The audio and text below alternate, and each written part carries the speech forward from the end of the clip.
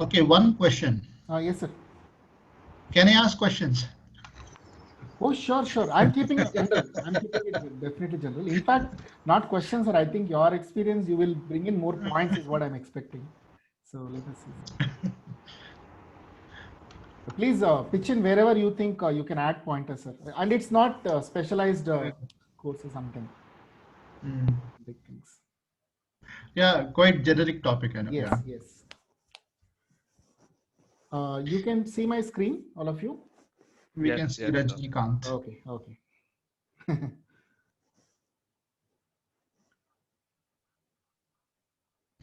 You can start. I think I'm prepared, so you can start. All right, sir. Anish, Yeah. please Yes, take yes. over.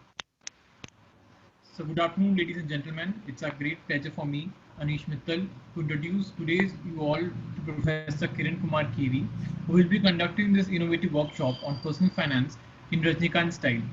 Sir, we felt delighted to have you with us today. We all know Kiran sir and know about his years of experience as faculty in finance, fintech, analytics, and research. He is also skilled in business analytics, advanced Excel, sales, NLP techniques, education consultancy, and research. Today's workshop is to enhance our understanding and get a head start in managing our personal finance before stepping into the real world. Trust me, what you learn today will set a base for financial learning of life. Requesting everyone to keep their questions ready for the end of the session. Without wasting another moment, over to you, sir. Hey, thank you. That was Yes. quite a elaborative introduction.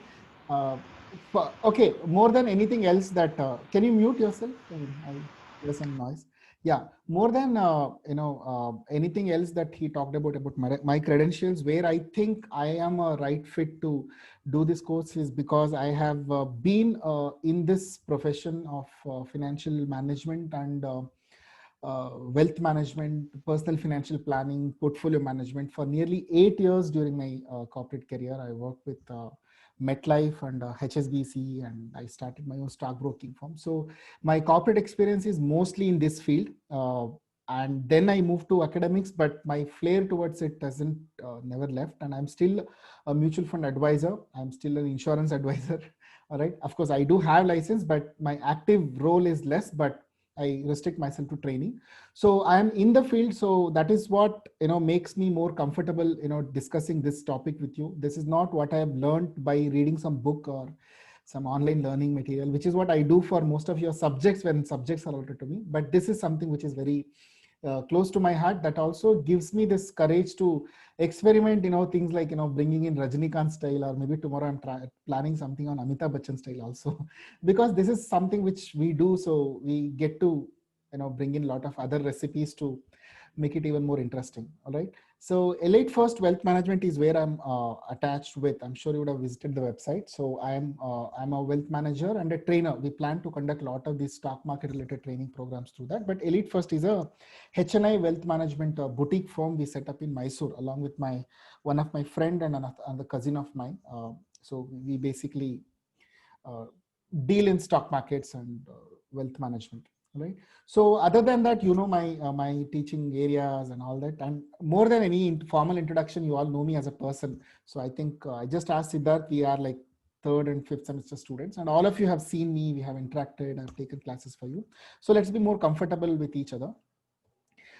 So okay, one thing is my target audience. Okay, it's always important that we understand who is our target audience. For me, this presentation I made keeping in mind one target audience. Let me picturize them. iPhone fit பண்ணக்கூடாது பாத் வாசல் நம்ம நாலு பேரை self start Okay, fine. Mute yourself. Okay, so let's say Rajan, he just finished his college. Okay, so take it as a case study that I'm telling you. He got a campus placed at a job at an MNC with a CTC of around 7.5 lakhs. You all know what is a CTC, right? Cost to company. That is what company will tell you that they will pay you. But end of the day, you will not get that, but you get much lesser than that on hand. I will tell you how it happens. But from the company point of view, when you get an offer letter, they will say your CTC is 7.5 lakhs, your CTC is 5 lakhs, your CTC is 10 lakhs. All right, this is what is going to happen to all of us in a year or two, or maybe if you do MBA, maybe after 3-4 years time. Okay, so that's CTC. So assume that this guy is going to get around 7.5 lakhs, and he got the job. He got his first salary. and suddenly he realizes he has got some 60-70,000 rupees on his hand, rather in his bank account. So what should he do with it? Okay, there are so many things that he can do with 62,000. At the same time, he cannot do a lot of things with just 62,000. So it depends on how you look at 60,000. Is it too much or is it too less? All right. So he has a lot of questions in mind. I'm assuming you all will have a lot of questions in your mind. Okay, some may be very basic elementary level questions, some may be a little challenging level questions. I'm prepared for both of them, hopefully. And let us see if we can guide him through during this presentation. Okay, it can be Rajan or Rajani, who is the girl. Okay, so by the way, he's a Talaiva fan. So I believe, if I use Talaiva's quotes and his images, I'll be able to better convince him on my ideologies when it comes to personal finance. So that is the context that I'm setting here. Let's divide the whole presentation into 3 parts. First, I'm going to give you some basic knowledge, okay, theory. Let's not forget I'm a professor, so I'm going to give you a lot of theories before I begin, giving you a actionable step-by-step tips, that you can take up, okay, as a first step, what you should be doing as soon as you get a job, as soon as you get a 60,000 salary or whatever salary in your account. What is the first thing that you need to do that I'll be talking? And then I'm trying to keep as much as, nearly 15 to 20 minutes of this 90-minute session for Q&A, because the kind of things that we need to tell you about when it comes to personal finance is too much. Okay, I don't think I can cover everything in this. So I better leave it to you to ask me questions, and through the answers, we all will learn. All right, so some terms and conditions for my presentation. I have some issues with my Wi-Fi. So if at all my connection goes off, all right, Siddharth, I request you to immediately call me, because I'm running on my slideshow. So I'm not seeing the, Teams view. Okay, I'm fully on my presentation mode. So immediately give me a call. All right, sure. And I can connect back within 2 minutes. Ask any questions anytime, but ensure that let it be general, and keep yourself muted if you're not talking. And I'll share this PPT. I'll also share contact details, and some 1 or 2 articles are there. I'll share that, all of them, to the organizers after the presentation, so you can be. And yeah, most of you are excited. I'm sure you're all attending this because I said Rajnikant and all that and created that curiosity. But yeah, there will be Rajnikant here. There will be a lot of fun elements. But I don't want that to be the major learning. We are not here to learn about Rajnikant's life. Okay, we are here to learn personal finance. So let us not lose the focus on the stuff or substance of this program. Don't lose focus. You are here to, next 90 minutes, you're going to be discussing about financial management in your life. Okay, so don't lose focus on that. I'm going to be a little more serious than what the theme talks. All right. And why did I choose Rajnikant? Okay, I could have chosen anybody else.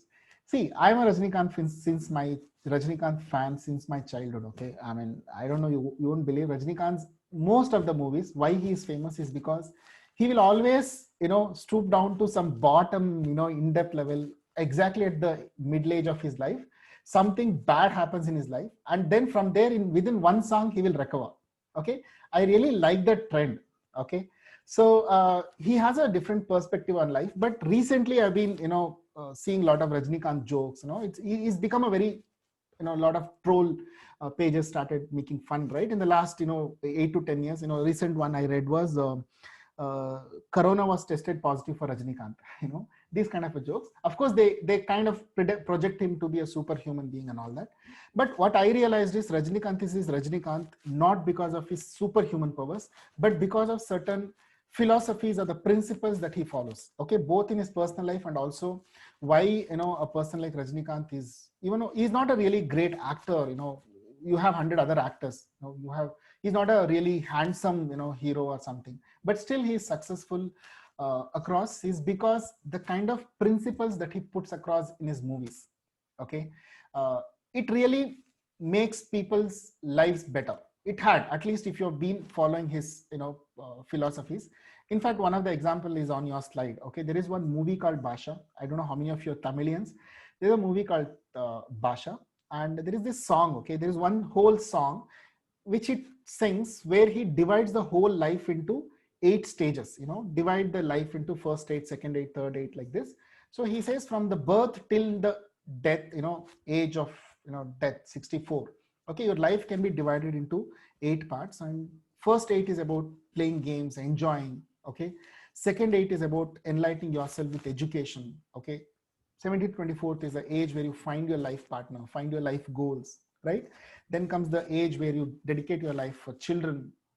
Then 33 to 40 is where you will make enough wealth so that the second half of your life is going to be more comfortable, okay, which is what is our target area also now.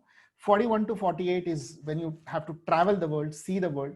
And 49 to 56 is when you focus on your health, focus on your spiritual activities, philanthropic activities, mentor your juniors, okay. And then 57 to 64 is when you'll be concluding your life. All right. So I think if you just look at, may not be you're all still kids, you're still in your third eight, or maybe, I don't know, third or fourth eight, okay. But you will find, that life actually takes this shape majorly. And wherever we miss any one of this stage, we get into trouble. And in each of these stages, finance plays a major role, okay. So I just, wanted to tell you why Rajinikanth, okay. Rajinikanth is not a material for joke, okay.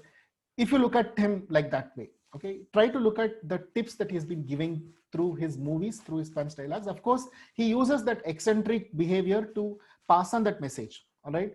Of course, maybe for that low, the working class, labor class or farmer class or rural class, it touches them. Okay, who may not read a book on, motivation or personal life leading and all that. So for them, it reaches them. So I think to that extent, I really, like and adopt a lot of Rajinikanth. So that is the reason why I took Rajinikanth as a theme for my presentation here.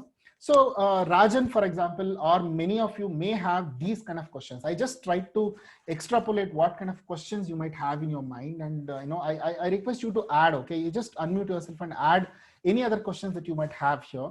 These are the few questions I think you might have when you first get your job or when you first get your salaries. All right. What do I do when I get my salary? What do I do with this money that I have in my hands? I want to buy a car, an iPhone. Okay. Most of us, who might have, wanted to buy an iPhone and my parents would not have allowed, or maybe I did not have financial stability. With the first salary, I want to buy that gadget that I've always been dreaming of. Okay.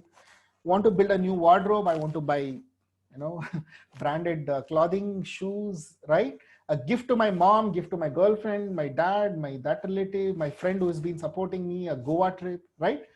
Everything comes in your eyes, and you really want to do all of this, as if, getting your first salary is like some lottery ticket. You won some lottery ticket. Okay. We'll answer that. That thought is there in your mind. Can you do all those things? Okay. My dad asked me to start saving in a chit fund, take one LIC policy, a typical, especially, I'm a South Indian dads. Typically, my dad told me this exactly. He said, salary comes, okay, give me that money. I will put it in a chit fund. Okay, take an LIC policy with my first salary. Is it right? Should you invest in a chit fund? Should you, tell me if, you can relate to this, I have a lot of students let me tell you, in ISMA only, there was a student of mine in MBA long back, 2-3 years ago. He deposited his entire first month salary to Tirupati. Okay. Entire first, of course, he was from Tirupati. He just went and donated it in the Tirupati temple. Okay. Good or bad, I'm not commenting on that. But that is also, one dilemma that you will, face when you get your salary. I took a ULIP policy after my, as soon as I got my first salary. Yeah. Of course, that was some 3 decades ago. Okay. No, many of us have done that. In fact, I have a slide. I'll talk about, ULIP and other policies. And the next question is, company said my salary will be 75,000, but I received only 62,000 in my account. Wonder what happened to the rest, right? We will answer that question. Okay. I'm getting marketing calls offering credit cards, personal loan offers. Should I take them? I'm sure sir will also relate to it, and I'm also relating. The very first month I got the salary. The next month I got a credit card without even applying. Okay. That was a boom period for credit cards. And I got within 6 months, I had 6 credit cards without even applying. Okay. They did something called negative marketing, wherein we'll send you the card. If you don't want, you return it. So now I wasn't in a position, to return the card, right? So I started using the cards, and there's a whole big story that happened after that. I'll tell you later when I come to credit cards, all right? I want to invest in stock markets. Okay, this is another thing. I know one of my friend, in this case, I think Balu, I know my friend put some thousands of rupees within 1 month. He said he doubled his money. Really? I mean, if that is the case, why don't I put all my money into these markets? I also want to double my money.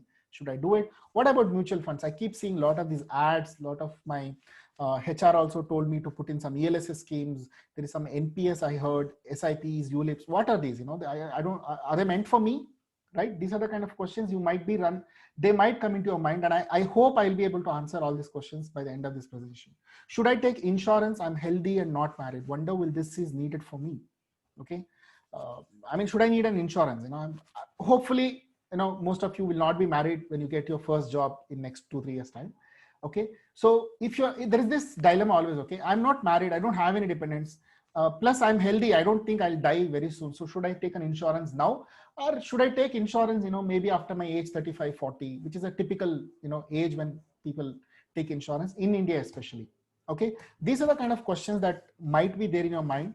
And I want to address most of them, maybe at the end of the presentation. If I come back to this slide, hopefully you'll have some, you know, idea about these things. Okay, I hope Siddharth, maybe I would request you to comment. Is this what was there in your mind, you know, the academic lab's mind when you wanted me to talk about? I hope. Yes, sir, exactly the point. Correct, no? Yes. So because these are not some theories, okay? These are not some theories. These are typical questions that all of us will face, and I have seen students especially getting into that. All right. So please feel free to keep your other questions also, you know, in the list. Towards the end, we will come back to that. All right. Good. So as I said, the first part, we will talk a little bit about knowledge. Okay. Let's understand certain things as they are. Okay. You may not know most of them. Most of them you would have studied in your subjects here and there. Some you would have studied in newspapers. Some, you know, you might have spoken, or somebody might have spoken to you. Let us put all those gatherings together and, you know, try to give you one perspective. Okay. Basic. I'm not getting into the details of it. Basic that you need to definitely know about. All right. Firstly, let's talk about your salary. Okay. What you see on the screen is a typical salary slip. Take a, you know, minute to go through that. Imagine it is your salary slip. Imagine this is your first salary slip that you're going to get. This is how it will appear. Okay. So your salary, for example, this is an example salary slip, is generally your salary will allow, you know, have all these things. You know, you'll have something called basic salary. Add to that, there will be a lot of allowances. Okay. So dearness allowance, house rental allowance, conveyance allowance, medical allowance, like this, they will have, you know, special allowance. So what your HR would have, you know, done is they would have divided your salary into different categories. All right. From the tax point of view, each one has a bearing. Okay. Some allowances are exempt. Some allowances, there's a calculation. There are some which are fully taxable. All right. So you will generally, you will not have, you know, what you say, flexibility to choose where, you know, the salary should get divided. HR will have their own algorithm and they will offer as a standard product. In my company, when I was working for a company, they gave me a choice. Okay. They said, you know what, 62,000 is your salary. You divide how much you want as basic, how much you want as HRA. We will accordingly give you. So that flexibility they gave. So mostly MNCs do it. Okay. Most of the multinational companies do it, but your, you know, normal companies, majority of the companies will standard, you know, they will give you like this. So you are actually eligible for a 62,000 salary. Okay. But whole of it you will not get because there will be certain deductions. Okay. So deductions will be in the form of provident fund, professional tax, and TDS. Okay. Now provident fund is not a deduction. It is a saving. I want you to know this. Provident fund deduction is not a, what to say, deduction, as in it is not gone. It is your money only. It's just that they're not giving it to you now. Listen to me carefully. They're not giving that to you now. They are depositing that in a PF account in your name, which you can use towards your retirement, or whenever you retire from the job, or whenever you leave that company, you can take the lump sum. So every month, around 12% of your salary is getting deposited in your PF account. So that way, it is a compulsory savings and it is as per the government regulations. Any company which has more than 20 employees would have registered for Provident Fund account and they would do this. They have to do it. All right. So 6,000 from your salary is getting deducted but saved under your name elsewhere. So which you can access once you leave the company. Okay. Then professional tax is something which everyone who works has to pay, including a businessman, including a, you know, everybody. So that is a standard 200 rupees that is gone, is for gone. Then there is something called TDS. Okay. I'll talk about TDS in the next slide. TDS stands for tax deducted at sources. So instead of expecting you to pay the whole tax after the year, government would want the salary payers to deduct the tax and pay it in advance. Can I ask one question here? Yes, sir, please. Why is it the professional tax of 200 rupees deducted by certain organizations, predominantly in the South? I have never come across this elsewhere of the professional tax. So what is the factor by which they would compute this 200 rupees as a fixed amount for the professional? It's a fixed amount, sir. And as far as my knowledge goes, professional tax is something which has to be deducted from any white collared worker. No, I have been working in other MNCs as well. They never had it. But here in ISME, they do have. So I don't. What might have happened, sir? What might have happened is they may not have disclosed that as part of the salary slip. They would generally, what they do is in the TDS, let's say out of this 2,900, instead of 2,900, I will show it as 3,159, and in the Form 16, I will show it as a professional tax paid. Possibly. No. Okay. I have 3 decades of experience. Not in other organizations. Okay. Possibly, sir, but I've worked in MNCs as well. No, we don't have that kind of. We never had that kind of thing. Okay. It's very clear about what tax, what the tax. There'll be actually generally there'll be more very transparent. Transparent also. Correct. But as far as my knowledge of income tax goes, professional tax is something which every organization has to deduct and deposit. I wonder how companies must be managing. Maybe they would have, I don't know. I'm just guessing. I mean, maybe it's a case for me also. I need to go back and check. Maybe they would have, given as an allowance to the, they pay together. The company pays directly and need not be in your name particularly. So it's a liability of the company, by the way, sir. And it gets paid to the to whom it actually gets paid? Income tax department, sir. Oh, it will show in the income tax one, is it? Because TDS I can find out. No. It is not income tax, sir. It is another direct tax. See, tax itself has income tax, wealth tax, gift tax, like that. Professional tax is something else. So So it's a liability of the company, sir. The company has to pay tax. Okay. It's not you who has to pay. Company pays it. Some companies deduct it from us. Oh, okay. Got it now. Yeah. So thanks. So generally your salary will comprise of basic salary, allowances, and perks. Perks are basically perquisites. A company would also might have given you a vehicle. They might have given you a accommodation, quarters. They might have given some kind of a mobile phone. Okay, whenever you're using some facility of the company tries to monetize that also. All right. So most of the companies will not disclose that in the salary slip, but it will be part of your CTC. Okay. Cost to company. So just be a little more careful about that. When a company says your CTC is so much and you see that your salary is very less, probably they are counting a lot of, let's say for example, they're giving you a cab facility. So that cab facility, they will treat it as a cost and they will include in your salary negotiations, but they may not appear in your salary slip. So you just need to be a little more sensitive about that while you're accepting the offer. My personal suggestion is try to ask for as much, cash salary, on-hand salary as much as possible, all right? Plus reimbursements. Of course, if you spend anything towards office expenses like mobile expenses, petrol expenses, you can always claim for that. That will also appear in your salary. Then I told you about company deducting EPF, TDS, professional tax, and any amount towards some pre-agreed stuff. For example, they might have given you some advance bonus or some kind of advance salary. They might have given you an interest-free loan in advance. Okay, so those deductions also get appearing in your salary slip. Yeah. So bring back Rajnikant. Okay, I don't know if you can understand Tamil, but one of the message he passes on in one of the movie, I really liked it. We gain nothing. I have a question. 1 second. If I may ask. Yeah, who's this? Anurag Gupta. Yeah, Anurag. Yeah. Can you please go back to the previous slide once? I'm there. Yes. So, sir, for the provident fund that goes money, that's 12% that you said. At any given point in time, can I ask the employer to increase this amount? Say, like I'm having enough savings and I feel that I'm getting additional for no reason. I could rather put it in my provident fund. Can I ask the employer to do that? No, I'll tell you. Employer, there are 3 kinds of provident funds. There is one called employee provident fund, which has a fixed amount like this, which is actually 12%, not more than that. That is called employee provident fund. You can opt for something called VPF, voluntary provident fund.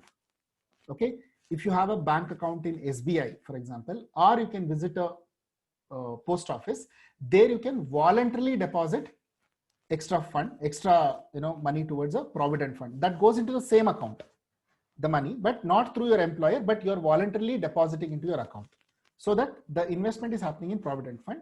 In addition to that, you also have PPF, public provident fund, where you can deposit a lump sum any point of time, which again goes to the PPF account. Of course, PPF account will be separately maintained, and it's more like a fixed deposit for 15 years.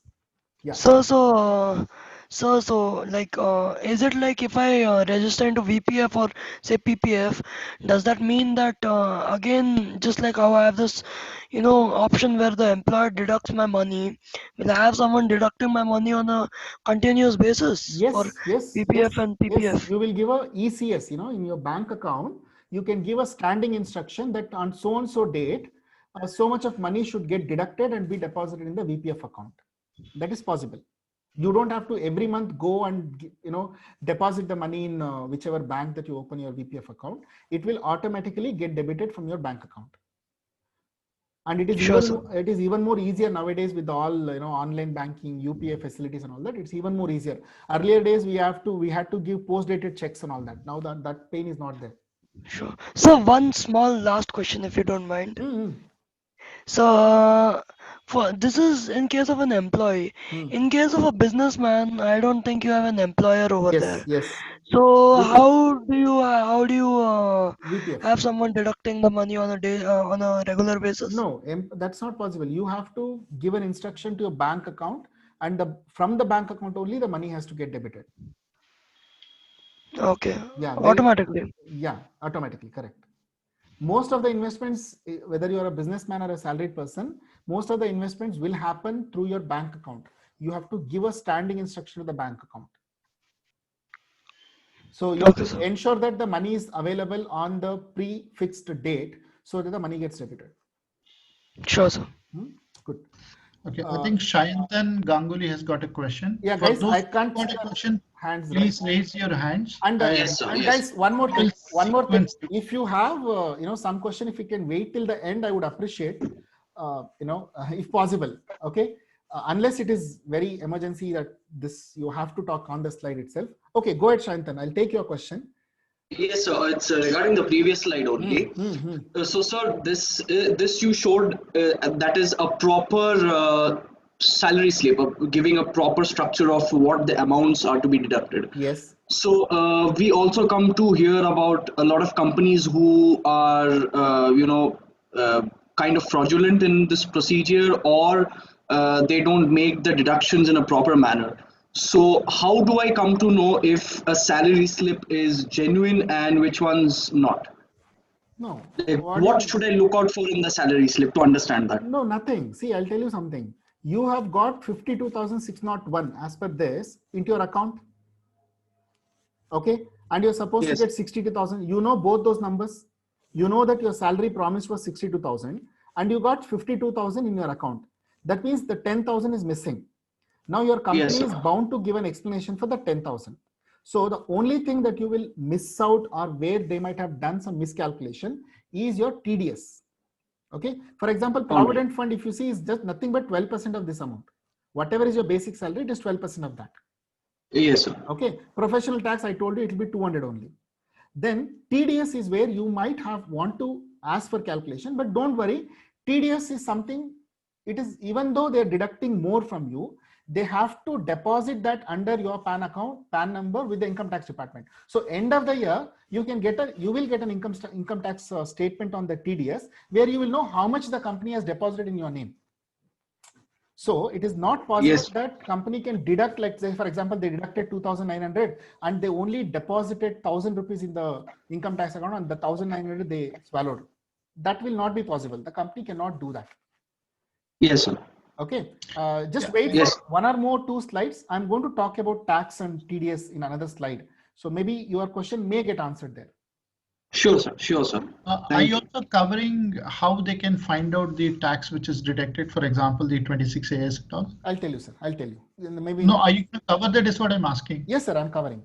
Yeah, I'm okay. Covering at an elementary level, and then I will take. I won't add on then. Yeah. Yeah. Sure. Okay, so I think Rajnikant can wait now. About a word about the taxes and TDS, let's understand. So I'm trying to explain, I think, sir, this is what you are also asking me. Let's say, for example, your annual salary is around 7.5 lakhs, okay, payable, calculatable salary. What I'm telling you is how your HR or accounting team would have calculated the TDS for a monthly basis. I'm trying to tell you that. So let us say your annual salary to be paid is around 7.5 lakhs. How is this calculated? This must have been calculated by taking your basic taxable allowances and all the taxable perquisites minus if you have done any savings. There are some savings you can do which can save tax for you. Okay, that's very famously called ATC deductions. So all your income, let's say your income was 9 lakh rupees, you made around 1.5 lakhs as savings. So you end up getting around 7.5 lakhs as your salary. So on the 7.5 lakhs, there is a particular tax slab. Okay, I'll show you. This is the tax slab. Prevailing, it is subject to change year on year, and surprisingly, this year we have 2 slabs. All right. Anyways, I'm not getting into that part. You can always Google for that. Just know that based on the slab prevailing, the tax will be calculated. For a 7.5 lakhs, the tax that comes to is 62,500. This is what HR is doing in the month of April during the beginning of the financial year. Okay. So 62,500, if you have to pay tax, they will divide it by 12 months. Approximately 5,200 every month will be deducted from your salary and will be deposited in your income tax account, which you would have created using your PAN number. Okay. So every month 5,200 from you is getting paid. Okay. Now please follow the process. Wait for 2 more minutes. Follow the process. So every month 5,200. So totally 62,500 is deposited, let us say, for the entire year from your employer in your name. It is equivalent to you having paid 62,500. Okay. Now after that, after 6 months, maybe June, July, August of next year, you will have to file your return.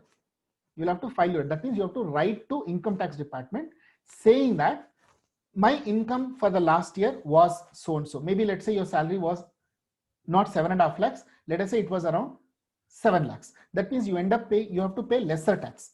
But already 62,500 has been deposited. Now I need, let's say your tax comes to 55,000. So you can tell that already 62,500 has been deposited. I want a refund of the remaining 7,500. That is, this was an estimate, expected annual salary. Let's say after the financial year ending, if the salary is not 7.5 lakhs, if it is less than that, you can ask for refund. Most of the times it will be more also. Okay. Then you'll have to pay that additional tax also. Okay. Now, if you have any questions now, sir, is this what you are also asking me?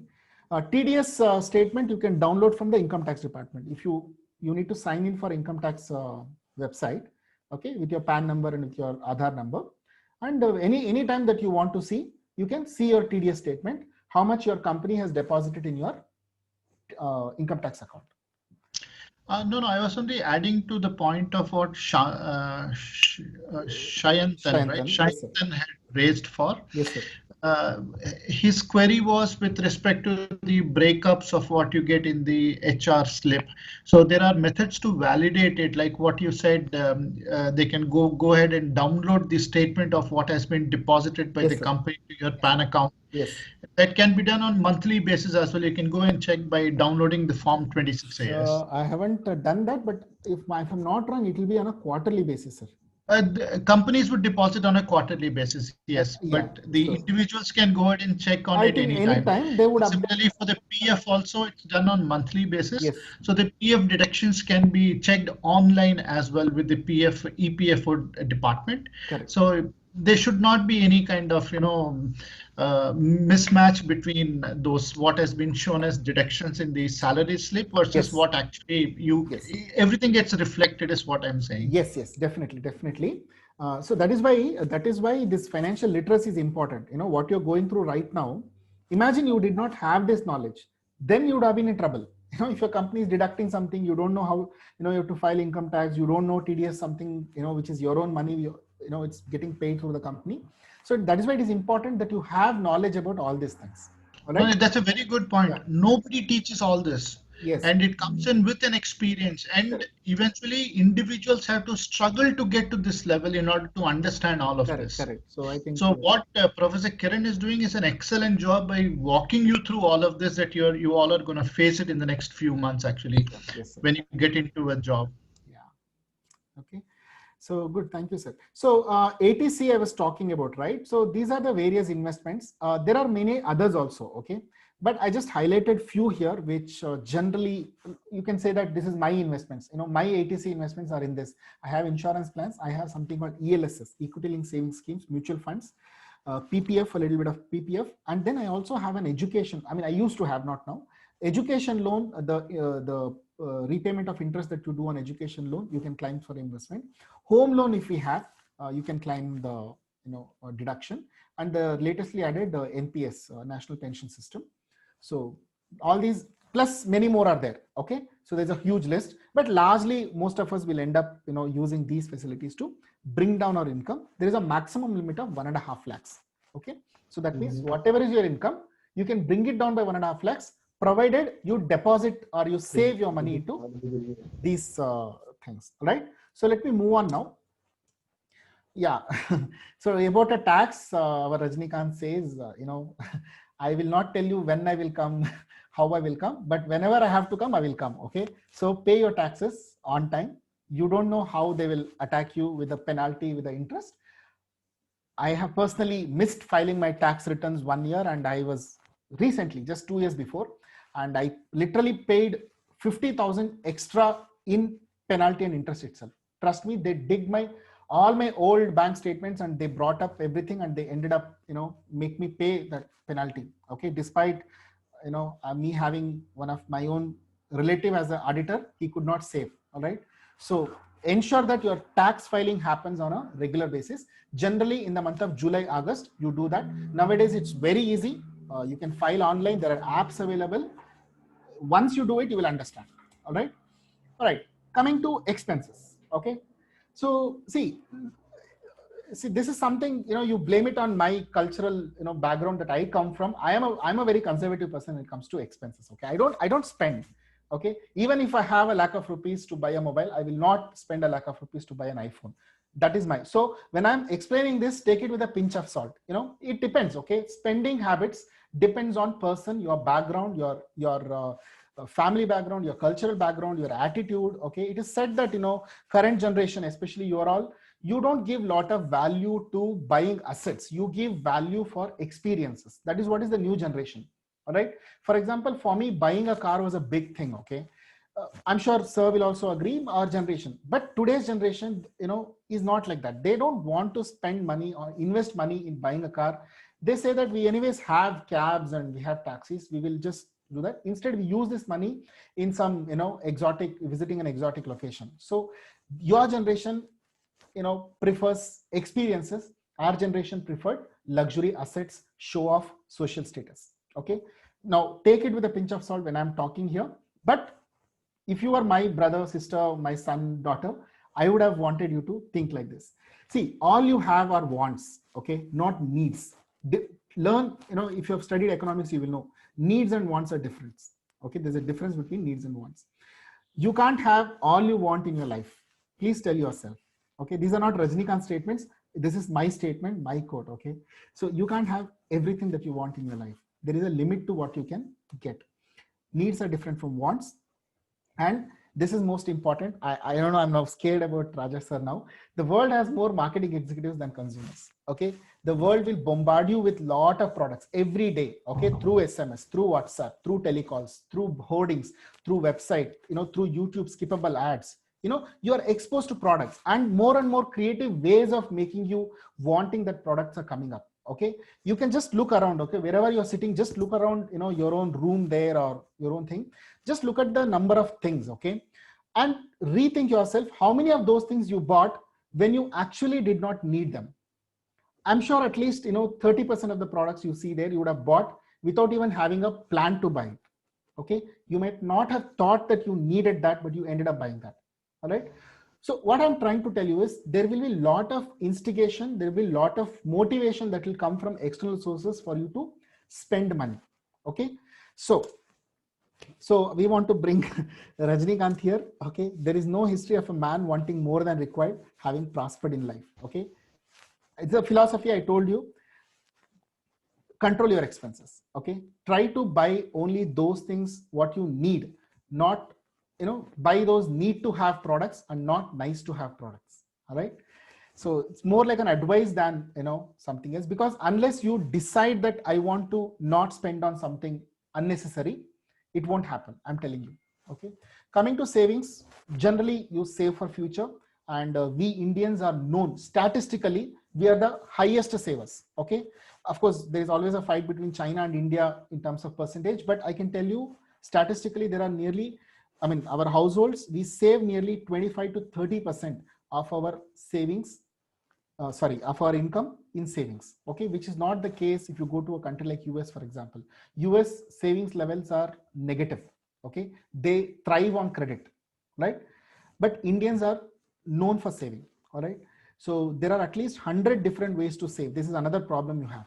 There are 100 different ways. Okay. I'm just saying ways. Okay. I'm not even talking about the companies. For example, if you say a mutual fund, there are nearly 40 mutual fund companies. Okay. Each company has nearly at least 50 mutual fund schemes. So imagine 40 into 50 mutual fund schemes are available. Right. And each one has 2-3 varieties: dividend plan, growth plan, direct, regular. Right. So which one to invest in? Which one to invest? Should I take insurance? Within insurance, you have like 20 insurance companies with at least 10 different schemes with hundreds of multiple. It's a complex world, investment world. It is being complicated. Earlier days, it used to be so simple. You just had one LIC plan to take. You just had some fixed deposits to make. Or if at all you are aggressive, you go and invest in stock markets. But today it is not so. It is getting complicated more and more. But it is good. Let me tell you, it is good. Okay, it is good in terms of for that person who is literate about this. Okay, so know about these things. Okay, most of you, I'll tell you, most of you who don't take finance as your area in your field of study, like BBA finance or MBA finance, you will end up not giving importance to these things. Don't do that. You need to know what kind of products exist in the market. Any product, somebody comes and tells you that you buy this product, I have this plan, I want you to invest, dig. Go and do research as much as possible about it. Understand as if you are going to run that product.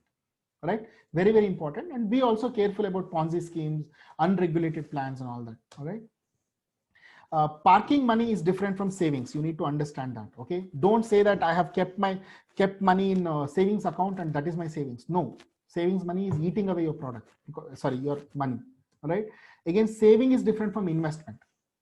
Saving is just saving for future. Okay. Whereas investment means the money is growing while your hard-earned money, what you worked hard to earn that. On another hand, it should be earning for you. Okay. Don't let even a single rupee of your money go waste. Okay. Put it in, park it in some way. For example, if I have 50,000 rupees today and I don't have a use for that for the next 15 days to 1 month. Okay. I won't waste it. I will put it into something called a liquid fund or at least a fixed deposit. And today, online banking, mobile apps and all that make it so easy. Okay. Even now, for example, if the 50,000 rupees or some amount comes to my account, first thing that I will do is I will move it into the fixed deposit. Maybe instead of 3%, I will end up getting 5%. May not be much, but over a period of time, when you think, I'm satisfied that I did not let any of my money wasted. Okay. So try to keep your money into investment products. And having said that, investment is different from gambling. Be very clear, especially those who want to get into stock markets and all that. No. Okay. I'm not saying don't invest in stock markets, but it is not meant for gambling. It is not meant for gambling is for entertainment. You go to a casino and play. Now, do you think you will make a life out of it? No, right? You go there for entertainment. So if you trade in stock markets for fun, then be ready to lose that money. Okay. But here we are talking about serious business of investing. So you need to take it very seriously. It's not gambling. All right. So don't think that God is on our side. You have to take care of yourself. Just a quick comparison of return and the risk. I think most of us understand this concept. If you keep your money in cash, you have the least risk because the money is with you. Okay. But it is also not earning anything. You can move it into a fixed product like a fixed deposit or a post office savings schemes or some kind of NPS, all these things. So they are promising provident fund. They all promise you a fixed interest, but your return will not be more, okay, but it is safe. So you can see the continuum here.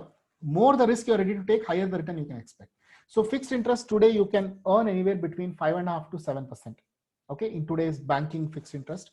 Maybe a provident fund with a 15-year lock-in will give you around 8.5% return, but largely, don't expect anything more than 7.5% from a fixed product. Then comes property.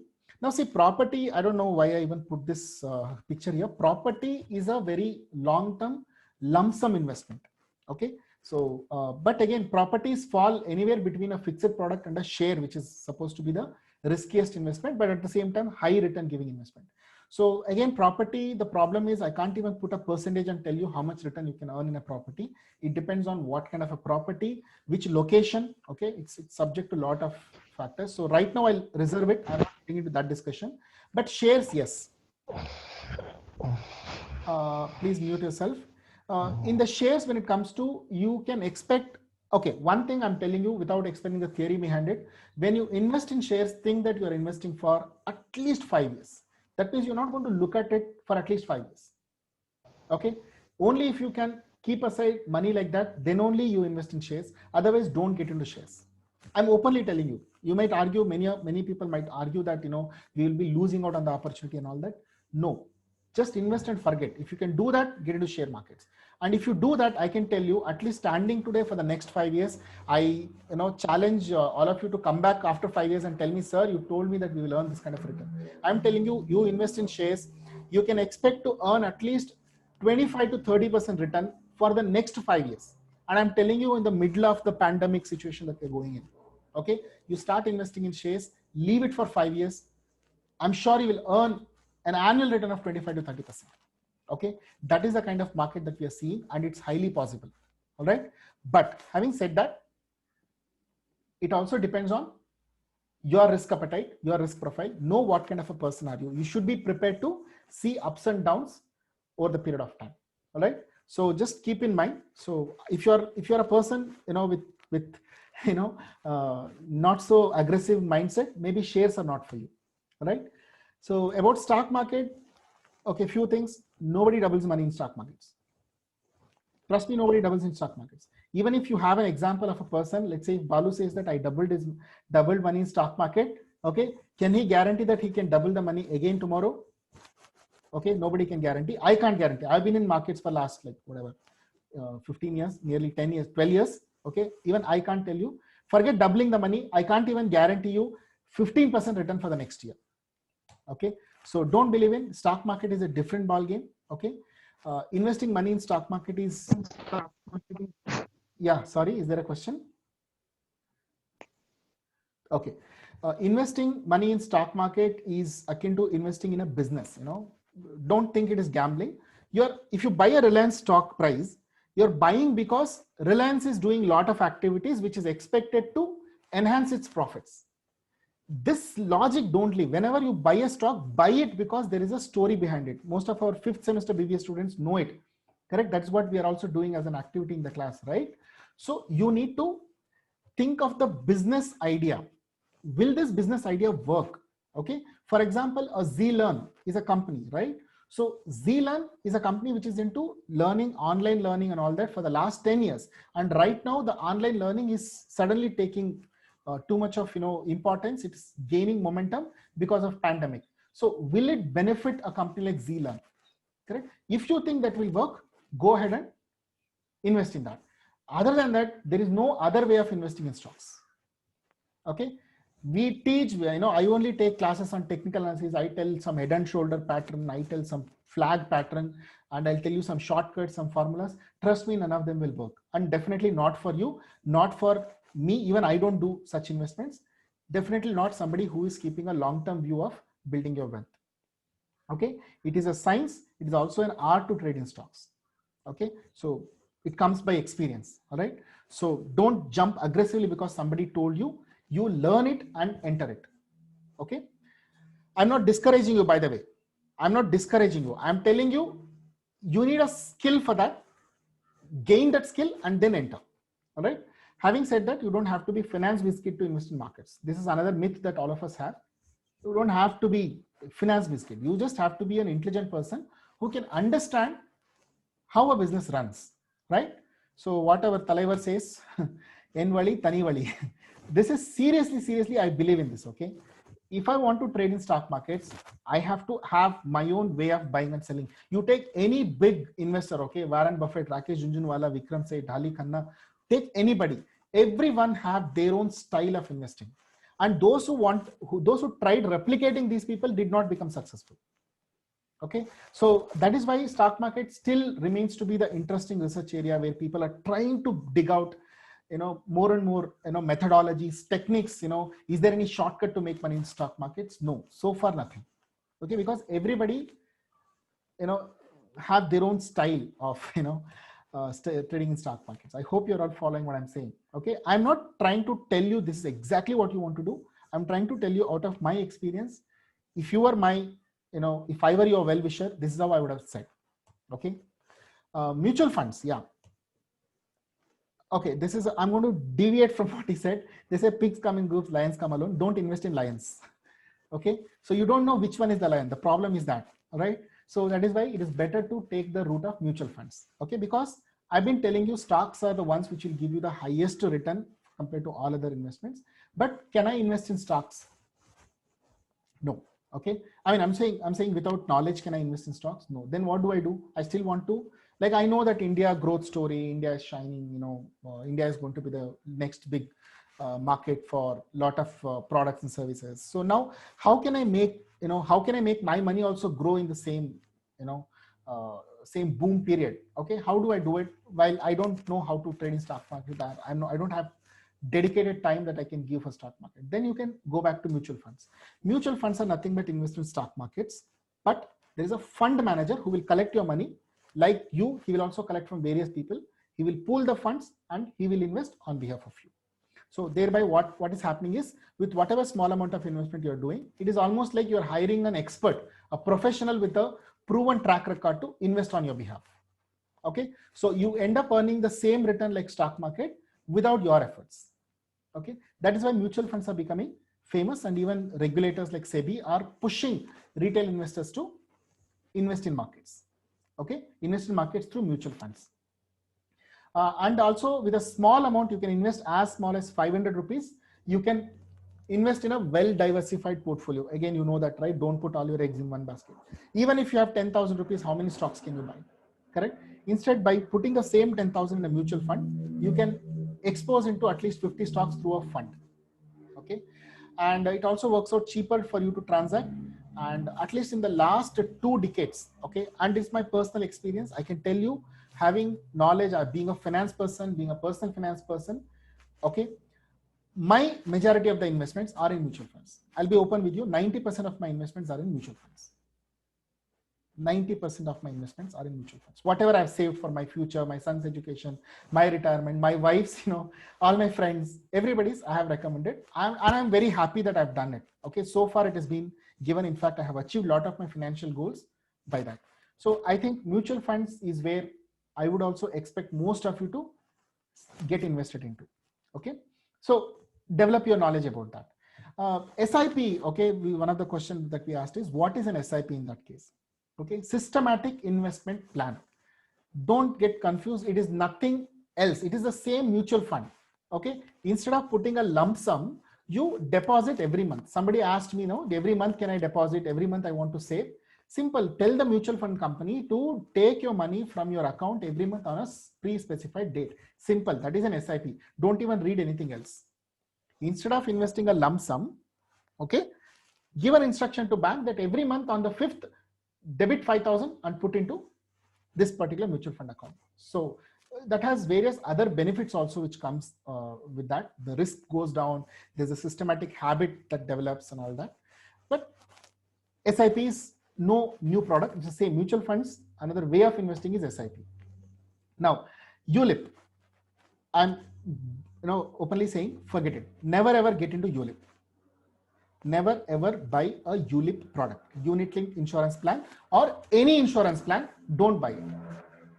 Okay, now if at all there is a insurance agent here, or somebody who is hearing this who is an insurance agent, they would definitely hate me for saying this, but I leave it to you all to decide. I am telling you out of experience, never ever buy an insurance plan, never ever buy a ULIP. And do wait till I come to another slide when I talk about insurance. But right now I'm telling you, don't buy ULIP. But for your information, ULIP is a mutual fund with an insurance. It's a combination of both. Okay. And I'm telling you, don't buy it ever. Okay. If at all you are going to listen to me, you will not buy. I'm repeating multiple times, so you should understand the importance of it. Okay. And I just want to add one point to you. I have sold ULIPs for nearly 8 years. Okay. And one of the highest policy that I've sold is a 60 lakh rupees premium, a super HNI investor, 60 lakh rupees premium they paid. Okay. So, you know, I have sold insurance policies. And after that, I'm telling you, I don't have any ULIP or I don't have any insurance plan as my savings plan. Okay. So, and there is a reason for it. I'll tell you that in a while. Then ETFs are again mutual funds traded in stock exchange. Okay. So again, same thing. So you don't have to really get complicated with complicate your knowledge with all these terminologies. I'm trying to break that. I'm saying, don't worry about ETF. Don't worry about SIP. They're all nothing but mutual fund. Learn about mutual fund. Automatically you learn about all these things.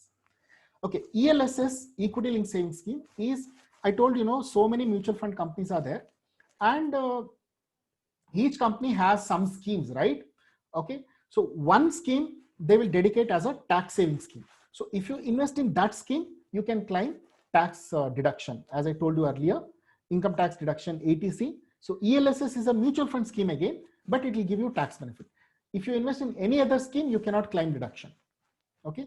So naturally, if you want to do saving, and if you are paying heavy taxes and you want to bring it down, natural phenomena is, choose to invest in ELSS schemes. Okay. NPS, I told you, National Pension System. It's basically a government-run voluntary mutual fund. Okay, there were a lot of schemes earlier available, but right now NPS is the one which this government is running.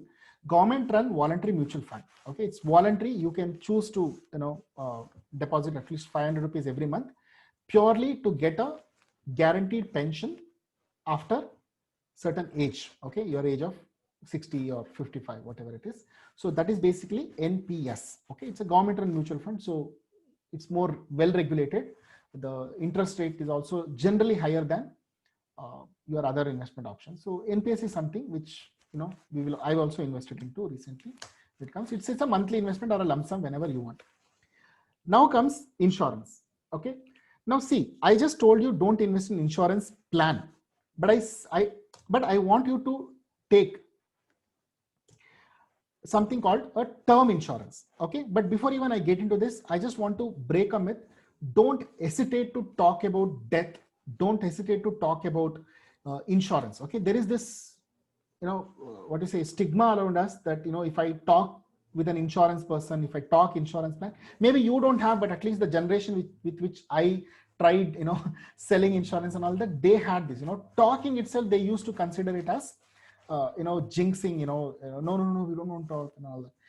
Don't have that, be open to talk about death. Death is a very, pertinent problem in financial planning. Okay.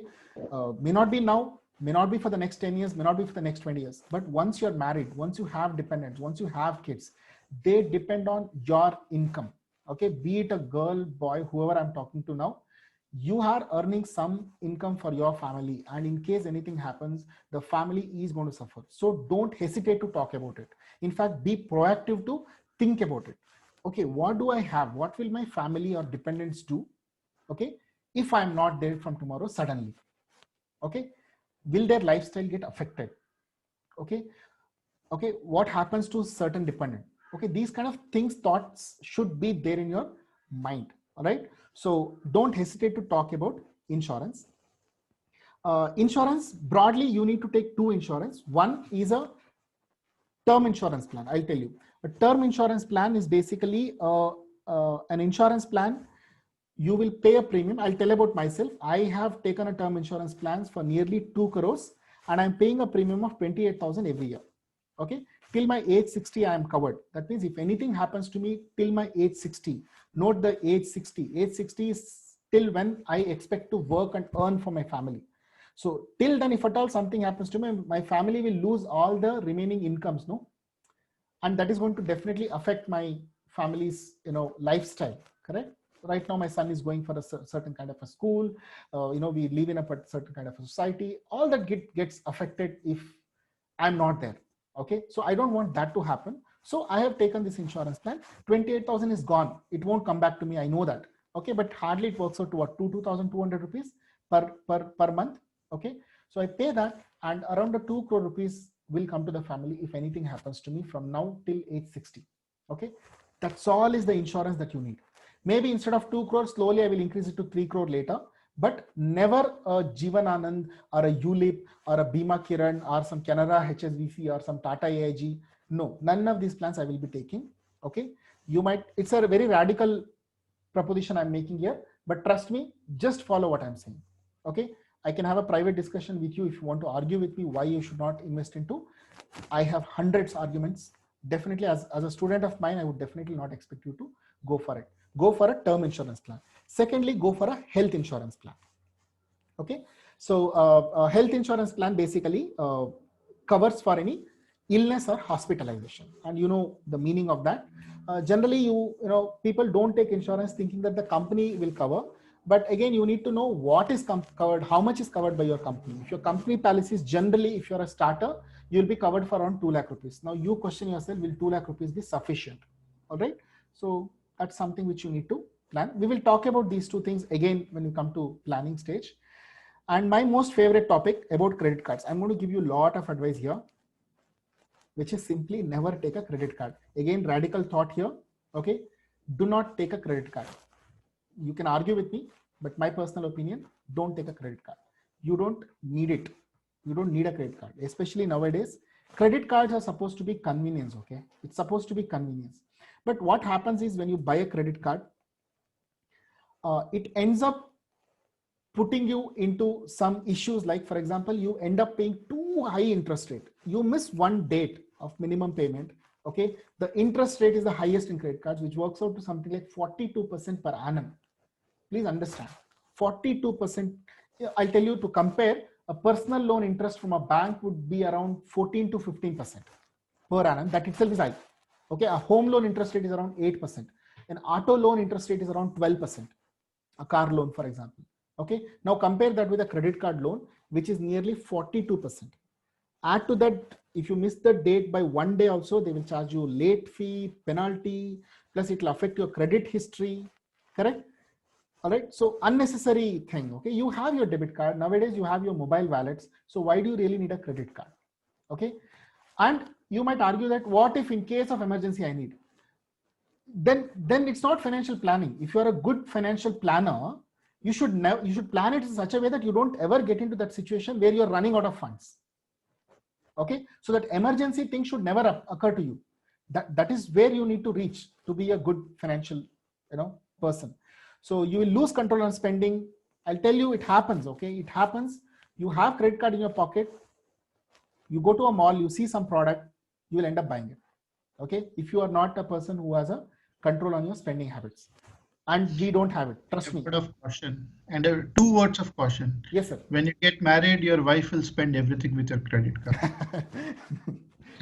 Yes, sir. Yes, sir. And second, if you miss to, as the professor rightly said, if you miss paying the amount for a particular month, not only the interest rate, but also they'll send somebody for the recovery. Oh yeah, which that's another. Put you in a very tough situation, correct.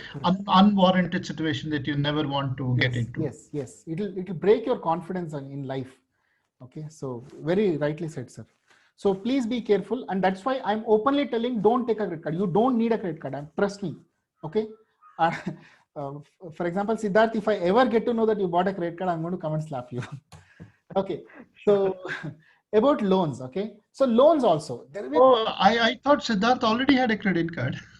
Oh, no. Okay. Cut it off. Okay. So loans. Okay. So loans also, there will be a lot of marketing efforts to sell you loan. Okay. Interest-free loan. Pre-approved loan. It happened. I have taken a 6 lakh rupees loan without even wanting a loan. I'll tell you, my bank account, salary bank account, wherever I'm getting the salary, recently happened, some 3 years before. Okay. So one online banking I went in. On the website banner, it said one check image was there, which said Kiran Kumar, amount was there, 6 lakh rupees something, and I just clicked on it, and I don't know, I must have entered one more click, maybe permit or something. Within 10 seconds, I promise, I'm swearing, within 10 seconds, I had my bank account credited with 6 lakh rupees. Okay, so without wanting, I was given a personal loan. Okay, be very careful not to take a personal loan. The interest rates will be nearly 16 to 17%. And again, I'm telling you, emergency, I take personal loan. Again, I'm telling you, you're not a good finance person. If you end up in a situation like that where you need a personal loan or a credit card or a hand loan from a friend to help you, then you're a failure in life. Never put yourself into that position. Plan properly now itself. All right. Of course, you might want to go for a loan when you buy a car, okay, which is okay with me, because end of the day, your car is hypothecated, right? So that way it's not a new loan. End of the day, you have an asset and you have a liability. Understandable. Home loan, you have an asset and you have a liability. And of course, home loan kind of an asset, you can't buy with full cash, right? Unless and until you come from a very rich family or somebody gifts you. But other than that, a normal earning person, always take a loan where you're buying an asset. Okay, credit card and personal loan, you're not buying an asset. I hope you are getting the logic here, right? So that was about some GAN here. I think I tried covering the high level aspects. Nitty-gritties are still there. Okay, I'm sure there are a lot of questions also in your mind. Let me quickly run through another 3 slides. Okay, and then we have time for question and answers. So what I'm going to do now is I'm going to give you a step-by-step guide. Okay, this is purely what, if I were your age, okay, I did not follow this. Okay, or none of my classmates, or we did not follow. But if at all, like in 3 Idiots song, they say, if I can live back again, let me live my life one more time, make me 24 years one more time, I'll go back. And this is how I would, follow, or this is how I would recommend Rajan to do it, because thankfully he's talking to me when he got his first salary. Okay, so 3 challenges you will have is your long-term financial goals. Okay, you need to think about that. The other thing is savings and investments, where to save, how much to save, etc., etc. Day-to-day money. How do I manage my day-to-day expenses? How do I manage my, budget, etc. Right? So I'm going to divide this into 3 different challenges. I hope this will cover everything that you want to cover. This is an action plan I'm giving you. I'm telling you, you do this. Okay, I'm not saying these are the choices you choose. No, I'm telling you this is exactly what you need to do. Agree, don't agree, I leave it to you. First things first. I don't know how you do it. Keep aside 6 months of your expenses in a bank account for emergencies. In fact, if it's 12 months, even better. Siddharth, if you are going to be employed now, how much is your monthly expenses now to live a comfortable life? Say 10,000. Okay. What about if you were to be employed? Think of employed. think of next year first salary. Okay. If I have to, live alone and all, it'll be at least 30-40,000. 30-40,000. I'm guessing. No, fine. You have a right. So 40,000. Let me take 40,000. 40,000 to 6 months. How much is it? 2,40,000. Yes. 2,40,000 should be in a fixed deposit in your bank account, which you should be able to withdraw any point of time. Okay, this is your first requirement. Now you might ask me, where is 2,40,000? You need to save that. First thing that you need to do is maybe first 6 months salary, you save so much in a fixed deposit that you develop this liquid fund. This liquidity should always be there, especially in today's, volatile world that we are in. You never know when will you lose your job, or when will your company stop paying salary, correct? We don't know what new virus will come out. So the basic 6 month expenses should be available for emergencies. First thing. In fact, I want you to write down somewhere and keep it in your mind, keep it in your action plan. If not 6 months, make it 12 months. No, higher the better. Okay. Or if at all you have your parents who want to support you, ask them this money, say that I will repay and keep it in your account. Okay. Very much required. Then the second thing that you have to do is ensure you take a health cover of at least 5 lakh rupees, at least 5 lakh rupees in today's expenses. Okay. Again, I'm keeping Rajan, Siddharth, all of you in my mind, and I'm telling you, you need at least a 5 lakh rupees of health cover. Don't say that I go to gym, I have a healthy body, that, this and all that. All that is fine, but take a health cover. I'm not even explaining anything to you. Okay. Which might work out to around 15,000 to 20,000 rupees per annum. Okay. Which basically works out to around 2,000 rupees per month. Okay. take a health insurance. Now, you might ask me where to take health insurance plan from, which company, which is good. Now, come on guys, you all know internet, Google search, okay? There is policybazaar.com. Go there, put your details. It will give you, make a comparison, lowest premium, maximum coverage, lowest premium, maximum benefits. Choose the best one, or you can even talk to experts. And so that I leave it to you. I don't want to take products and tell you this is the best product, okay? It keeps changing, all right? But your necessity would be that the second step that you need to do is take a health cover. Okay, then make budgets every month beginning. Use Excel sheet, make budgets. Okay, say that I'm going to spend so much on fuel. This is what I'm going to spend on grocery. My big basket bill will not be more than so much. My Zomato, Swiggy bill will not be more than this so much. Put that before the salary credits. You should have a plan. Trust me, I'm telling you, it's a very simple thing. We ignore it. Plan your expenses before salary comes. Okay. Use mobile wallets efficiently. Yeah, this is something which I'm adding now. Earlier days I was not talking, but nowadays people use mobile wallets, right? So mobile wallets allow you to transfer pre-budgeted amount. Okay, right now in India we don't have it. Just wait for 2-3 months more time. All your Google Pay, Phone Pay, they will all come with this feature called you can categorize, expenses, and all the merchants will be divided into like for example, if you go and swipe in a restaurant, it will get categorized and the money will be debited from your food account within Google Pay.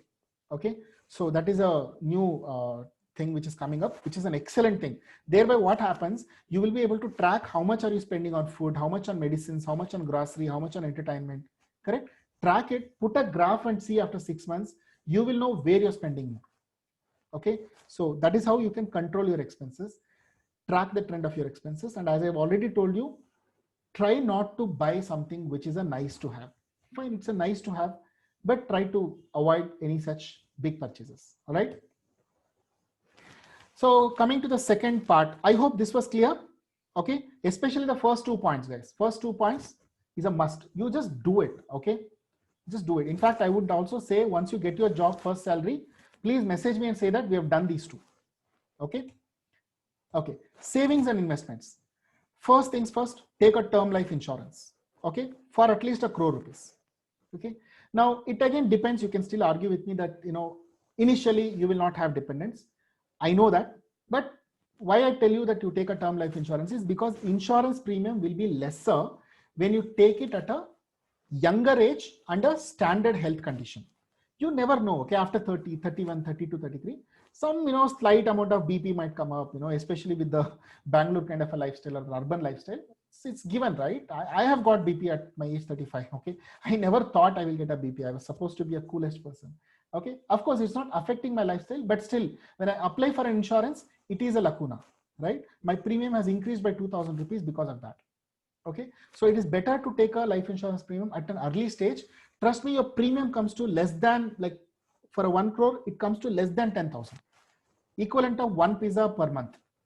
Okay, take this, you're safe. And as and when your dependents increase, for example, you get married, that means you have another dependent, increase it by another crore. Let's say you will have a kid, another crore, another kid, another crore. That means for each dependent increase at 1 crore in current prices, as much more is better. But again, don't insure yourself too much. Okay, anyways, company will also not give you.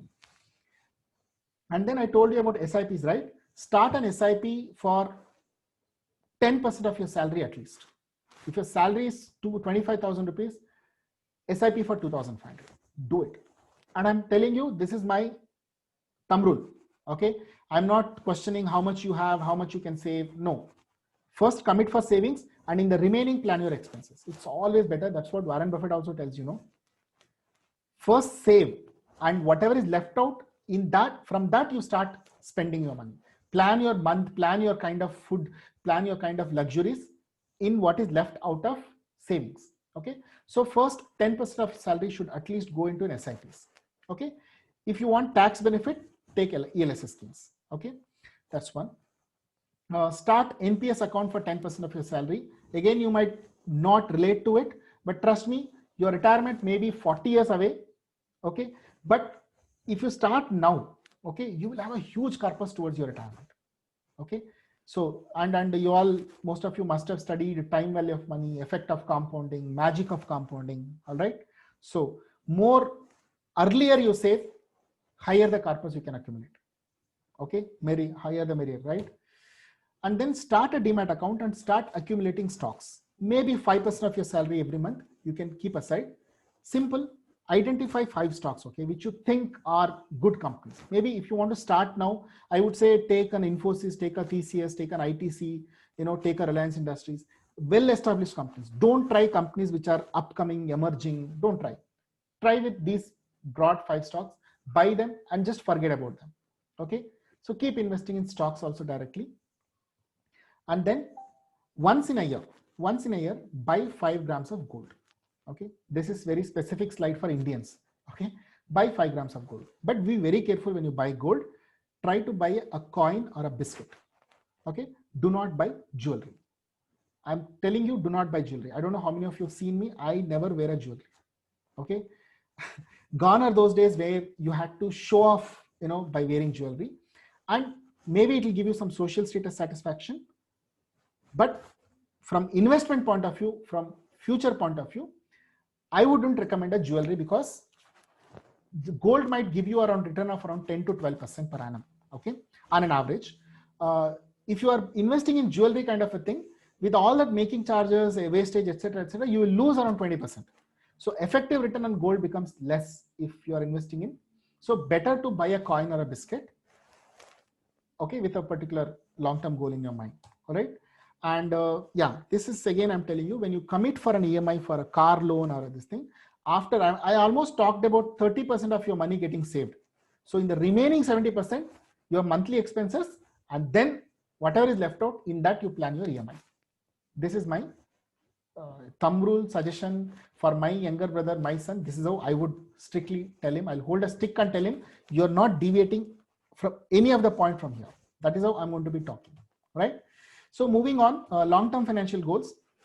Okay, this itself will take a 1.5 hour session. Okay, planning your long-term financial goal. Plus, I don't think you will relate to it right now. Like for example, I cannot talk about your children's education with you right now, or even retirement. You will not relate to it. So ideal is long-term financial goal. Ideal time to talk is when you get married. Okay, so maybe think of that. So, but again, having said that, set a goal. You should always have a goal in your life. Okay. Quantify the goals. Okay, be conservative.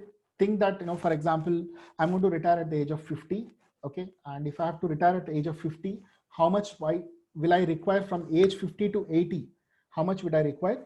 And if I need so much of amount, how much should I save from today? Okay, that quantification. There are a lot of websites which allow you to do that. A lot of apps. I can do it. I am one of the certified financial, planner. Okay, so there are a lot of agents who are available who can do that. Use it and plan your goals. Okay, without goal, you are not reaching anywhere in your life. Okay, anywhere in your life. I'm telling you, you should know each investment that I'm doing is for what. I'm putting this SIP. This is meant for me buying a house. It's towards my down payment for a house which I'm going to buy at the age of my 35. Be very, very clear. So write it down somewhere. Okay, that was about financial goals.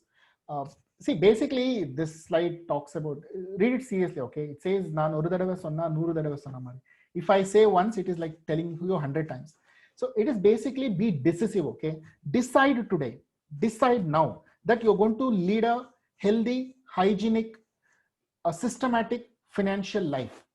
Trust me, you will enjoy your life. Okay, if you don't have financial worries, in fact the word that they use is financial freedom. If you don't have financial worries, your life will be awesome, amazing, superb. You'll enjoy it.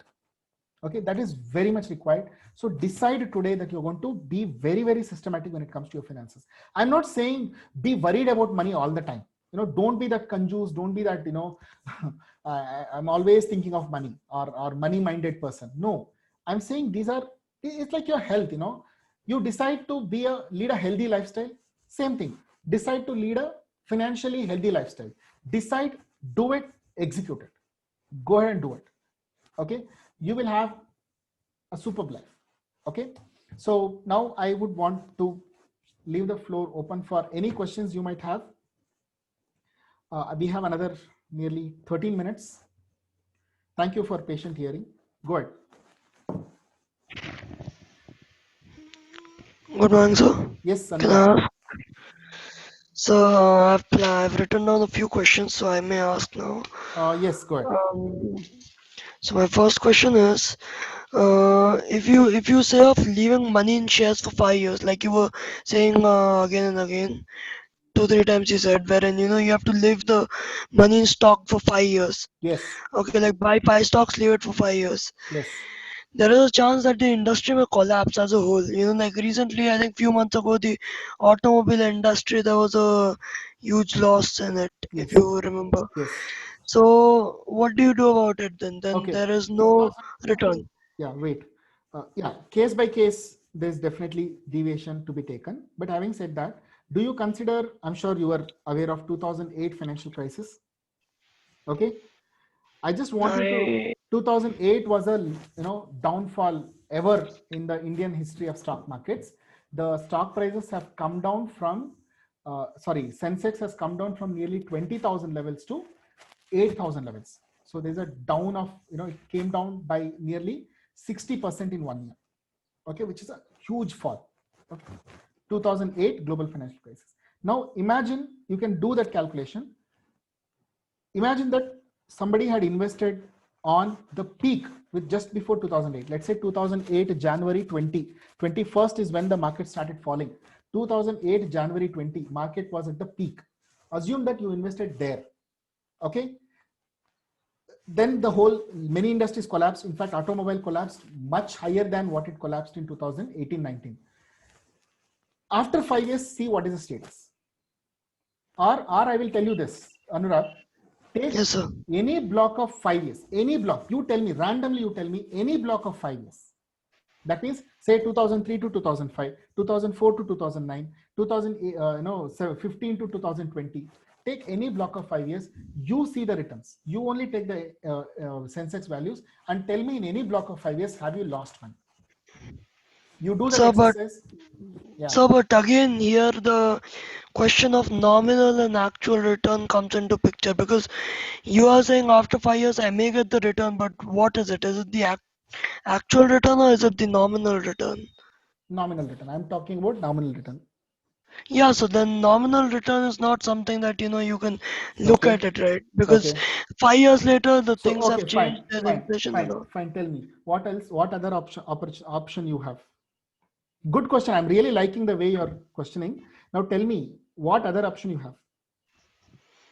So no idea, sir. FD. Let's say FD safest. Yes, sir. FD. What is the return that you will earn in FD? Around 7-8%. No, you want actual return, no real return. What is the real return? I don't know, probably. No, real return is what? No, actual nominal return minus the inflation rate. Correct? No, that's what you mean. Inflation rate in India has been around 7% on an average, 6.57%. Okay, if your FD has been giving you 7% return and you deduct the inflation rate, you end up earning 1.5%. And I can argue with you, stock market, if you are an investor for block of any 5 years in the last 30 years in Indian markets, never has the return been less than 1.5%. I can assure you that, and I can even share that statistics with you. It's easy to put. There is a, just type rolling return calculator HDFC. You just type, okay, there is one website comes, and there you put the values, the period, and you see rolling return, you will understand. Maybe I'll, maybe write a blog or something and I'll share it with you. So trust me, this works. Okay. I have points to argue for that. So go ahead. But yeah, having said that, if you don't want, let's say, if you're not comfortable with a 5-year kind of a time horizon, you're welcome, make it 7 years, 8 years. And also, I'm not saying you sleep over it. Yeah, if things are going wrong, you're welcome to make modifications. Okay, but at the time of investing, keep an attitude of long-term investment.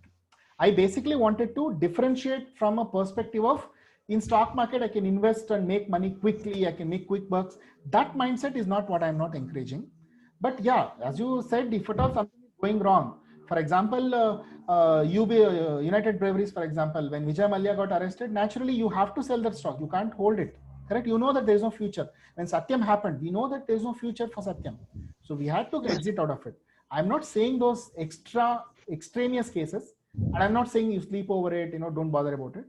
But Yes, sir. largely, and also I'm just adding one more point. When you buy a stock, don't buy one stock. Okay. Just sorry, I'll take one more minute, Anurag, because you gave me a very good point. See, let's say, for example, you're working in an IT company. Okay. Now, don't buy an IT company stock because you're already exposed to the risk of IT company dooming. If IT company dooms, your employment is at risk. Don't. We can't hear you. Your voice is breaking. Yeah. Is it okay now? Hello? Yes, sir. Yes, sir. Yes, sir. It's okay. Yeah, I was just telling one more tip for all of you, actually, not just Anurag. If you're working in an IT company, don't buy a stock of IT company because you're as an employment, you're anyways exposed to that risk. Okay, so try to buy. Again, in stocks also, don't buy same sector stocks. Buy uncorrelated sectors of stocks. Those 5 stocks that I talked about, let them be 5 different sectors. So that is also another way of not getting caught. Like for example, if automobile had been falling, not that all your money is stuck into there, right? So that is what I basically wanted to communicate to you. But very valid point, Anurag. I'm not rejecting. If I just try to give you more points. Yeah, what was your next question? And my next question is, like, I didn't know about mutual funds before. Like, I have never read about it or inquired about it. But the way you described it, it was like, there is someone else who is doing the investing for you. Yes. Right. So, but in today's times, you cannot invest without a authorized stockbroker anyway. So, how is it any different from normal investment? No, authorized stockbroker, why do you need? I'm talking about an ICICI mutual fund. I'm talking about a HDFC mutual fund where there is a fund manager like Prashant Jain, for example. So I'm not talking about you opening a demat account with Sher Khan and there is a dealer or a broker who trades on your behalf. No. Here it's a organized system of mutual fund. Say for example, HDFC fund, mutual fund, I hope you're seeing the screen, has a fund called HDFC Equity Fund. Okay. So this is a fund, which is there since I think, if I'm not wrong, 1995. Okay, there is a fund manager, Mr. Prashant Jain, a very well-known, investment head. Okay, he's a chief investment finance officer. He is managing this fund, and they are investing into. Let me show you the portfolio if they have. Yeah, they are investing into at least 50, 60 different companies. Okay, that is what I mean. When you invest in this fund, you're giving money to this fund house which has appointed Prashant Jain, who is investing on your behalf. So you don't own the stock. By the way, he does not trade in Anurag's account. He trades in your account. Yes. Okay. So what you are telling is different. Where you have a demat account, somebody else trades on your behalf. No. Effectively, a mutual fund is a fund house which expertises in buying and selling stocks, and they will manage the investments, and they do long-term investment. Mutual funds again don't do speculation. Okay, they do long-term investment. They will tell you how exactly they're going to invest. Okay, so sure. Yeah, that's one last question, if you don't mind. I don't. Yeah, go ahead. I didn't get the difference between term insurance and health insurance. They kind of seem like the same thing. No. Just that one is long term and one is like, I don't know. No. Both are different, extremely different. Okay, term insurance. Let's say you take a term insurance for 1 crore. Okay, now that will be paid only when the insured dies. It's a insurance for death. Health insurance, if I contact with any medical illness, okay, then the company will make good the hospital expenses. So they both are completely different. So you need to have a term insurance. You also need to have a health insurance. They both serve different purposes. You understood now? Yes, sir. Thank you. Term insurance is when I die, my family will get money. Health insurance is when I contract some illness, my medical expenses will be taken care by the health insurance. Okay, sir. Yeah. Sure. Any others? Sir, I think hello, sir. Good afternoon. One by one. 1 second, Siddharth, you're saying something? No. Arya had a question. Yeah, sure. And Siddharth, if time is required to be extended, I'm okay for another 10 minutes. I'm okay for 10 minutes, but you also check with others. Yeah, Arya, go ahead. We can go ahead. Sir, how do we negotiate salary? Like, what are those 5 to 10 things which we should keep in mind or ask to the HR or the employer whom we are talking about salary, sir? No, I don't. This forum is related to your exactly. next. the HR and all. I think we should focus more on the financial aspects of what Professor Kiran is covering today. Yeah, just one thing is you ask for what is the on-hand salary. Don't just stick to CTC. That's all. If they say CTC is so much, you ask how is the breakup. You can ask that. All right. Yeah. Anybody else? So I have a question. So when we're talking about emergency funds for 6 months to 12 months, should we park this money in a FD or should we park it in the savings account? FD. Because even if the money is in FD, you can break it within a minute. You just have to go to your app or online. Earlier days it used to take 2-3 days for the money to come. Today it's not. Today most of the banks offer you smart FD account, sweep account, wherein they will only move your money if you keep some money in the account for more than 2 days, they will automatically move it into FD. And when you issue a check or when you use your debit card to withdraw the money, FD will automatically broken and money will come to you. So no point in keeping the money in savings account. So if you break your FD before maturity, say you've taken FD for 5 years, so wouldn't you lose the interest then? No, you will lose 1% penalty on the interest. For example, if they promised you 7%, if you break it prematurely, they will deduct 1% from the interest. So promised was 7%, you will end up getting 6%. Okay. Which is still a higher amount compared to savings account. I'll tell you one secret about savings account. Okay, most of us don't know it. Even I didn't know till long. Savings account interest rate is promised to be around 3.5 to 4%.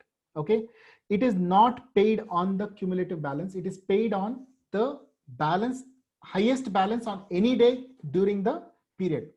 Okay, that means on any day if you had kept, let's say for example, 1 lakh rupees in the account. Okay, remaining days you did not have any account. Only on that highest balance the money interest will be calculated. So effectively you're not earning 3.5% in savings account. Oh. Yeah. So savings account interest is a farce. Okay, don't get carried away. Plus, it's also very low. Another option for you is you have something called liquid funds. You can expose into that. Liquid funds are mutual funds which will invest into money market instruments, which will give you a slightly higher return than fixed deposit. Of course, if you're talking about 10,000, 15,000, I wouldn't want you to. But let's say if you have like 1 lakh, 2 lakh rupees, if not now, once you're 35, 40-year-old and you have some money you're saving, those can be parked in liquid funds. Good, sir. I think Arya again has a question. Yes, Arya. Arya. Okay. Any other questions? I had a doubt regarding, when we initially spoke about TDS and the tax that we pay in the company pays on our behalf. Now, if, for example, if your only source of income is your salary, do you again have to file your items in July? Yes. The company does it? No, company doesn't do. Company, what they do is they'll give you something called Form 16. Okay. You will still have to file the tax return. Okay. But it will be very easy for you. You just have to replicate what is given in the Form 16 in a form called Saral form, or now they've changed the form. Just fill the form and submit it. Mostly it will match. Okay. But what would happen is your company would have deducted the tax till March based on some declarations you would have made.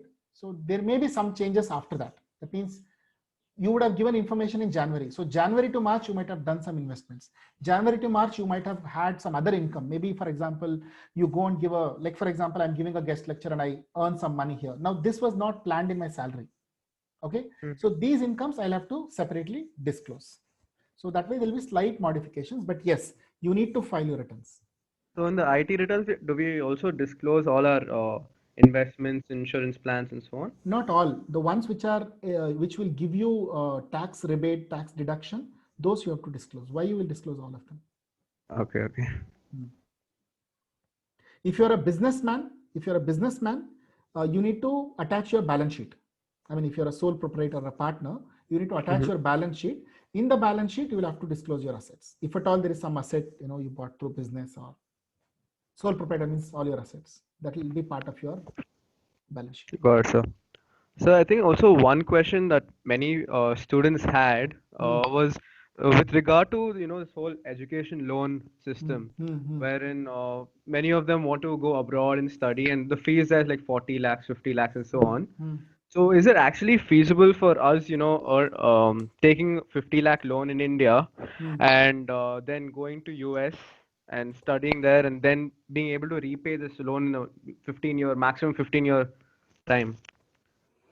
Because loan rates, I think education loan rates are between 8 to 10%, if I'm not wrong. I don't have an answer for that, because when you take an education loan, I'll tell you, it's again something that, most of us don't observe. It's actually your guardian or your parent who's taking the loan. I don't think they will give you a loan without a guarantor like your guardian or a parent. Yeah. So okay. I don't know. Are you talking from tax point of view, or are you talking from paying capacity point of view? Paying capacity. Paying capacity depends. No, if you're going and studying in Harvard, for example, don't even ask this question. I'm sure you will get a good placement. You will have enough and more money to repay that. Okay. I think it depends on what are the what kind of income prospects that you expect to earn. It's a very open-ended question that you're asking. I don't know if I'm not answering your question, but yeah, from section 80E will give you some rebate for tax benefit. Up to 1.5 lakh rupees deduction is allowed. Okay, for the loan repayment that you do, up to 1.5 lakhs you can claim deduction. This is in addition to 80C. Okay. Yeah. So this is something which you can keep in mind. Taking an education loan will save some tax for you, definitely. Any other questions, guys? No questions? Good. You all have my contact number. I've also shown it in the slide. I would really appreciate some feedback for the program. Not now, but you can always email it to me or. Everybody's silent. Yeah. Hope I met your objectives, sir, and all of you organizers. So let's, and it was a limited time, so let's all agree. So it's not easy to cover all of them. I tried to give glimpse, and thankfully you're all smart enough to catch it. So anytime you have any questions, you're welcome to message me, email me, call me. Yeah, sure. Thank you. So thank you for joining. And actually, sir, on behalf of everyone, I'd like to actually thank you a bit more than usual, because we're finally getting some real life information about how we should be managing our money, be it our TDS or be it how we should invest or save money.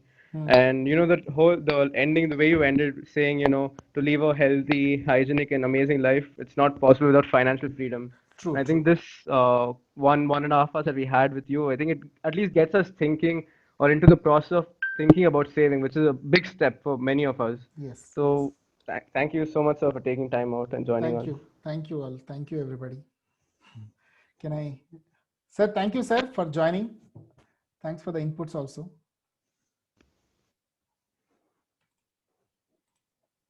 So can I exit, Siddharth? Yes, sir. Okay. Thank you. Bye.